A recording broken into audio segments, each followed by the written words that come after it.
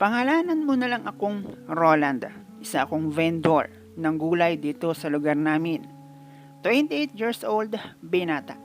At sa hirap ng buhay ay pinili ang manatili bilang isang single. Wala akong kahit na ano, maliban sa bahay na iniwan sa akin ni ina matapos niya ang sumakabilang buhay. Nakapag-aral naman ako pero dahil sa pagiging pasaway ay pasang-awa akong nakagraduate ng elementary.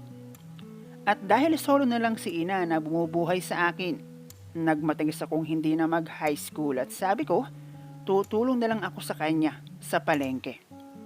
Noong una ay okay pa, nakakatulong pa ako kay ina. Kaya lang, mula nang ako ay mapabarkada, naging isang dakilang palamunin ako sa bahay at laging sangkot sa gulo sa lugar namin. Madalit sabi hindi na nga ako nakakatulong kay ina, ay perwisyo pa ang aking dala. Meron akong mga kamag-anak, pero malayo naman sa lugar kung nasaan ako at tingin ko, mas okay na ang ganito para alam ko kung saan ako lulugar. At marahil kung hindi pa ako iniwan ni ina, malamang hanggang ngayon, pabigat at palamunin pa rin ako. Gusto ko din ang mag-share ng kwento, idol, tungkol syempre sa akin at sa isang tulad ko rin na vendor ng gulay dito sa lugar namin. Itago na lang natin sa pangalang Aling Pasing. Hindi ito chismis ng kung sino-sino lang dahil sa akin mismo ito nangyari. At kahiya-hiyaman. Pero siya ay lola ng kanyang dalawang apo at siya ang unang babae na nagpatikim sa akin ng espesyal na putahe dito sa mundong ibabaw. Matagal ko nang kilala si Aling Pasing dahil barkada siya ni ina. At noong mga panahong ako ay isang pabigat kay ina, si Aling Pasing ay madalas umikot dito sa lugar namin sakay ng kanyang bisikleta. Yun ay para magpataya ng loto at loteng at kung ano pa ang kanyang mga trip sa buhay. Wala akong pakialam sa kanya dahil to be honest ay hindi si Aling Pasing ang trip kong babae. Bukod sa kaedaran siya ni ina, hindi sa pang-aano ay hindi maganda ang kanyang kutis dahil sa palagi ang pagbibilad sa araw. At ako mismo ang nakakakitang nagtatagay si Aling Pasing at bisyong pagyoyosi. Pero simula nang magkasakit si ina, nag-iba ang ihip ng hangin sa pagitan ko at kay Aling Pasing dahil nakita ko kung gaano siya kabuti kay ina. At noong tuluyang kunin ng lupa si ina, si Aling Pasing ang siyang umalalay sa akin para matuto ng ilang bagay. Hindi lang yon, dahil itinuro din sa akin ni Aling Pasing ang tamang paggamit ng batuta. Dahil mismo sa tulong ni Aling Pasing, naging tanod ako sa lugar namin. Napasama ako sa kung sino ang mga astig at pasaway sa aming lugar siyang ginawang tanod para magpanatili ng kaayusan.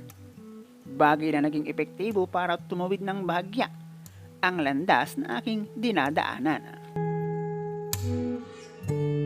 Naging maasikaso sa akin si Aling Pasing hanggang sa makarating ako sa bahay niya kung saan siya nakatira at makita ko ang dalawang musmos niyang apo. At ayon kay Aling Pasing, iniiwan daw sa kanya matapos sumama sa bagong lalaki ang kanyang anak, ina ng kanyang apo. Ang isa sa dahilan kung bakit hataw sa hanap buhay si Aling Pasing. Aniya, pasaway daw talaga ang anak niya at hindi pwedeng asahan. Bukod doon ay ayun nga at nag-iwan pa ng alagain. At dahil naging magaan ang loob ko kay Aling Pasing, nakasanayan ko ang tumaya ng loto sa kanya. Siyempre, nagbabaka sakali na swertehin. Wala namang masama, lalo't maganda naman ang hangarin ko. Makaahon sa kahirapan at makatulong sa ilang kapos na tulad ko.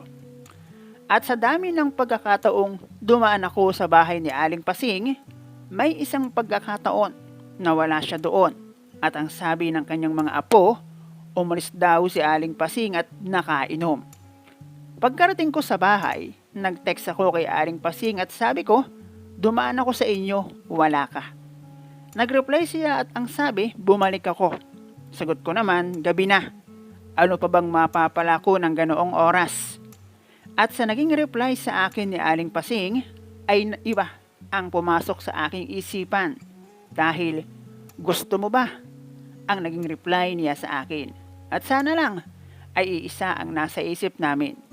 Nag-reply ako ng, kung gusto mo gusto ko rin. Pinabalik ako ni Aling Pasing at ang sabi, hintayin ko siya sa likod bahay.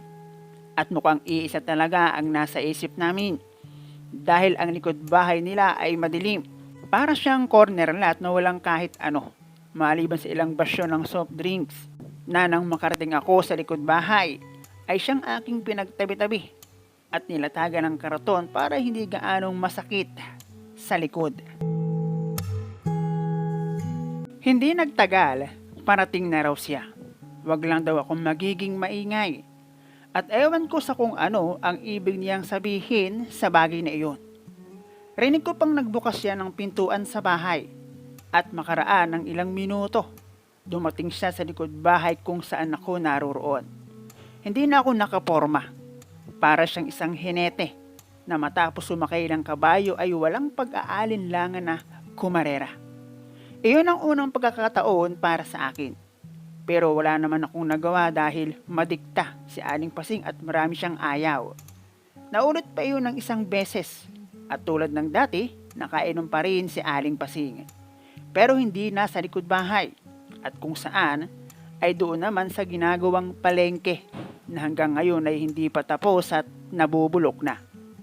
Sa kagustuhan kong makita sa kung ano ba ang itsura ng daan patungo sa liwanag ay aking siniyasan.